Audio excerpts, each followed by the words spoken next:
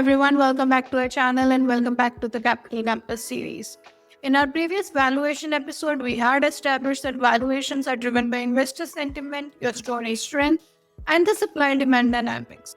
We have covered the framework of raising in 18 to 24 months, offering 15 to 25% of equity, and choosing a valuation that you can grow into. Today, we are going a step further. Because once you understand the basic valuation dynamics, the real challenge becomes how do you strategically optimize valuations across multiple rounds, navigate the complex scenarios, and use valuation as a competitive weapon. So let's get started. We'll start with the advanced valuation methodologies. The basic valuation relies on investor sentiment and comparable deals. The advanced valuation strategy employs sophisticated methodologies to support and optimize your pricing narrative. The multi-method valuation framework. First and foremost, the revenue multiple analysis. Research 20 plus comparable companies in your space and stage. When you're talking about the current public market multiples, take a 5 to 15x multiple for the SaaS companies and a 2 to 8x multiple for marketplace-based companies. When you're talking about the private markets, discount 30 to 50% below the public comparables. And make sure that you're using forward revenue multiples, not trailing ones. And then we come to the cohort-based unit economics valuation. When you're doing this, calculate the enterprise value based on customer cohort preference, using the customer LTV into the total customers and the growth multiple. For example, 1,000 customers into 5,000 of LTV into 3x growth gives a 15 million valuation flow. This brings us to the market opportunity sizing, wherein you take your total addressable market capture percentage. In conservative terms, take a 0.1 to 1% of TAM. In aggressive terms, take a 2 to 5% of TAM.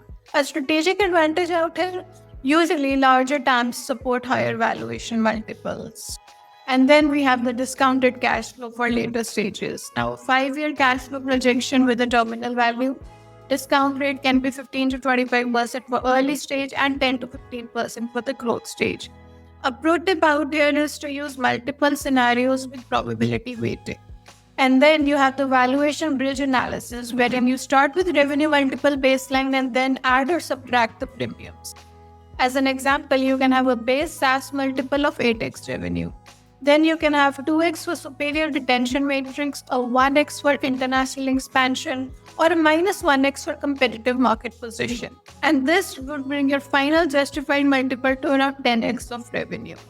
Next, let's discuss the strategic valuation positioning and narrative integration. Now, basic founders accept market valuations, but advanced founders strategically position their companies to command premium valuations through narrative and positioning. When we are talking about the valuation premium framework, there are a couple of things that you need to consider. First and foremost, the category creation premium, which is a 30 to 50% premium.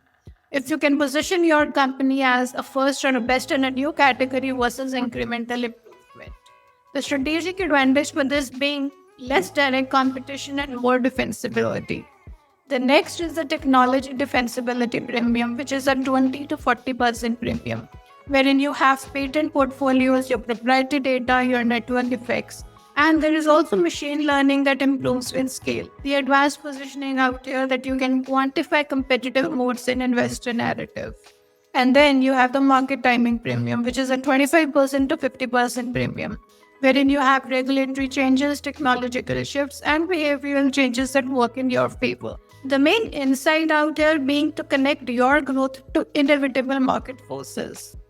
And then there is the team and the execution premium, which is basically a 15 to 30% premium, wherein you talk about the track record of the founders in similar markets, the advisory board with industry credibility, and the main insight out here being to quantify team advantages with specific achievements.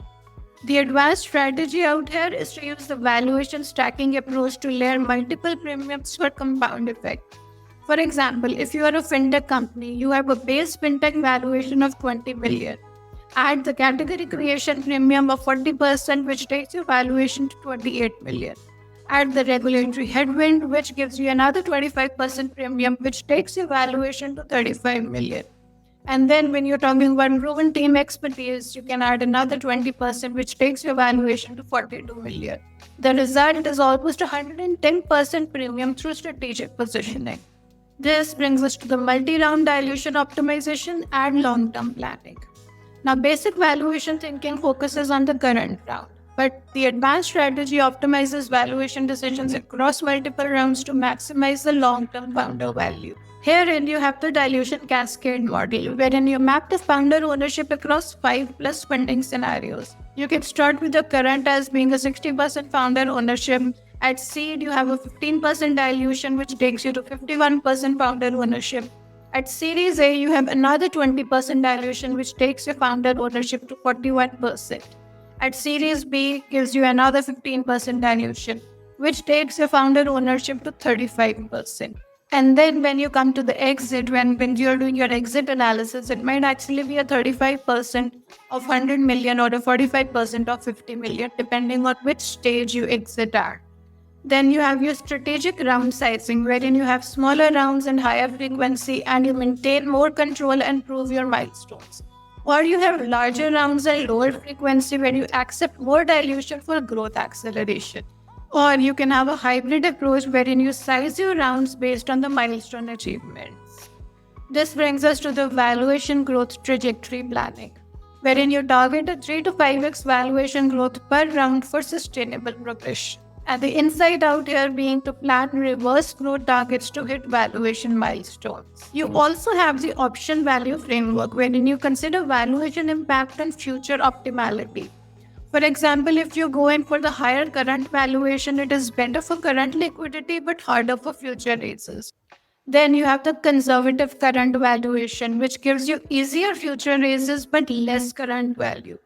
Or you can make a strategic decision to match to your confidence in terms of execution.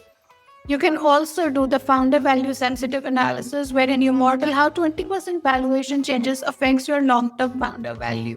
This means looking into how higher seed valuation impacts on Series A in terms of difficulty, how conservative Series A impacts on Series B potential, and you can optimize for an absolute value, not ownership percentage. Navigating the complex valuation scenarios. Now, advanced founders must navigate the challenging scenarios that basic valuation frameworks do not address.